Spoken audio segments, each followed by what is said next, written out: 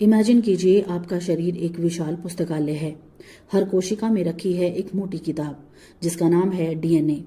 इस किताब के शब्द तो तय हैं, पर उन शब्दों को कब पढ़ा जाएगा, कितना पढ़ा जाएगा और किस पन्ने को बंद रखा जाएगा, यह काम करता है एक अदृश्य संपादक। विज्ञान इसे कहता है एपिजेनेटिक्स। अब सवाल उठता है, क्या ध्यान यानी मेडिटेशन इस अदृश्य संपादक को प्रभावित कर सकता है?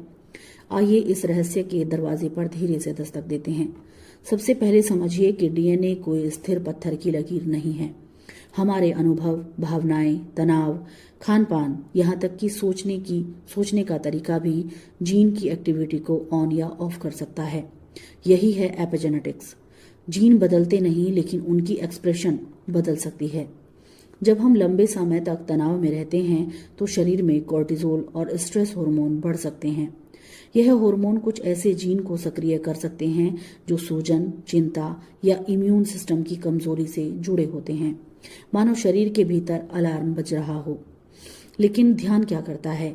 जब आप गहरी सांस लेकर शांत बैठते हैं तो दिमाग की ब्रेन वेव्स बीटा से अल्फा और कभी कभी थीटा अवस्था में चली जाती है। यह अवस्था रिलैक्सेशन और अवेयरनेस की होती है।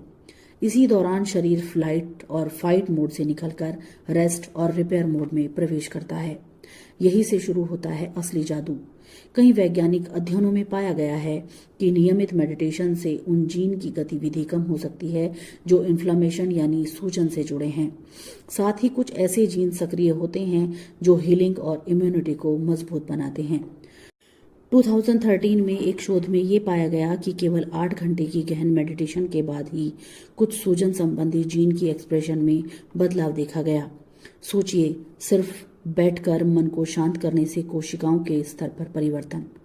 यह किसी जादुई मंत्र की कहानी नहीं है, बल्कि न्यूरो साइंस और बायोलॉजी की साझी धुन है।